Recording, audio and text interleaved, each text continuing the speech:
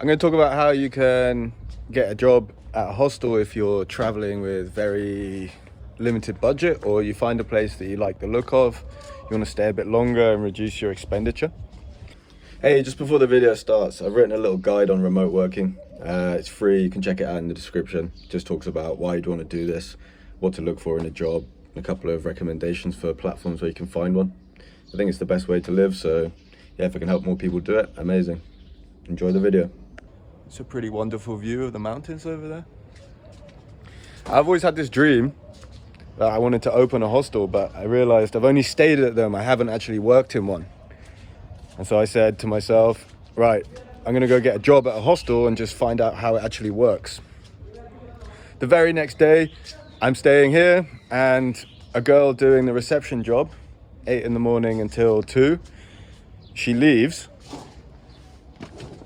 And I've been talking to the guys here, and they said, do you want to take the job?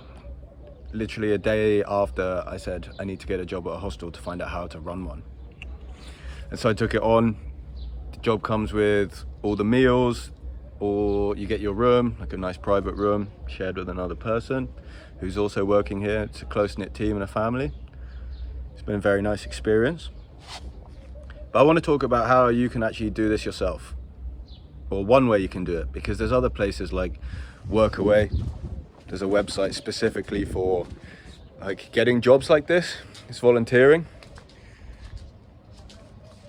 But one way that you can do it, especially to get to know the place before you try and get a job, is to just turn up at the hostel, be nice, talkative, respectful, polite, interesting.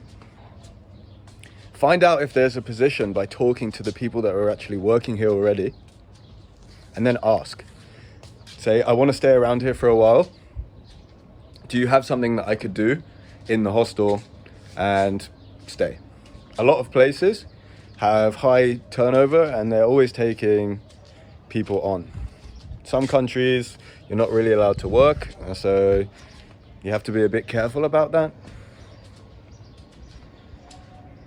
But if you just want to get some experience and you maybe want to stay a bit longer somewhere, great way to go. And a great way to do that is just to talk to people. Find out who is running it, get to know them. These hostels, they're usually pretty family orientated. And I don't mean family orientated like people coming with their families. I mean family orientated as in the team bonds together like a family. And that's a very nice environment. So like the reception job is one that you might get, and your responsibilities are going to be checking people in, checking them out, showing them the room that they're staying in, dealing with their problems if they have some.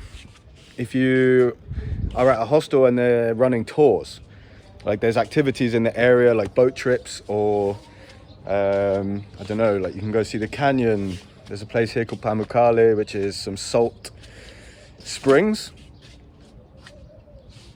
You can show people those tours. You can say, yeah, we organize these tours. Maybe you get a commission payment. Maybe they send you on the tour as well, because how can you really sell it if you haven't been on it yourself? You also get your room. And so if you're staying somewhere and you're volunteering, they're going to give you accommodation. They're likely to give you food as well, and maybe a discount in the bar if you like a beer. It's a really good way of staying somewhere.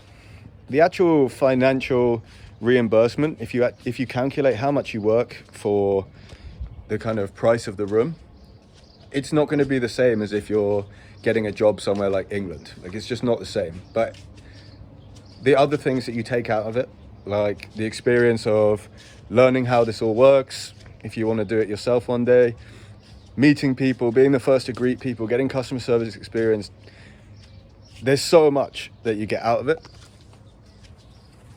that the money side of it's not really not a big factor. And if you are the type of person where, let's say you want to go traveling right now and you haven't saved up money, this could be an option for you. You could get out of your country, go and volunteer, all of your accommodation is paid for, and maybe you're trying to get a remote job. So you come out here, You work, you get your room paid for, your expenses are basically zero, especially if you don't have any debt that you're paying off. Your expenses are basically zero, and that gives you the time that you need to get yourself a remote job while you're traveling. So don't feel like, oh, I have to be stuck in my country before I've got a job. I can't leave before I have a job. You can do something like this if you need to. I mean, come on, look at this. That's pretty nice. That's pretty nice.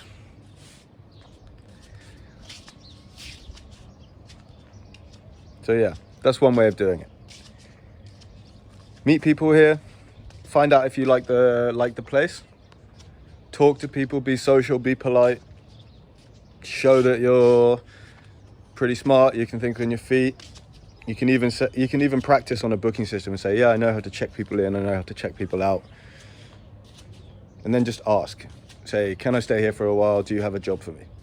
Sometimes it'll be building, maintenance, it could be cleaning. There is a shift which is not very nice, but if you're really desperate and you really want to do it, you could pick up the night shift. Probably not the best one to do. Working nights, in my opinion, it's not so good, but I understand that people have to do it. I prefer to be out and awake during the day rather than sleeping. Yeah, reception job at a hostel, especially if you want to learn how a hostel actually runs because you want to make your own. Great thing to do.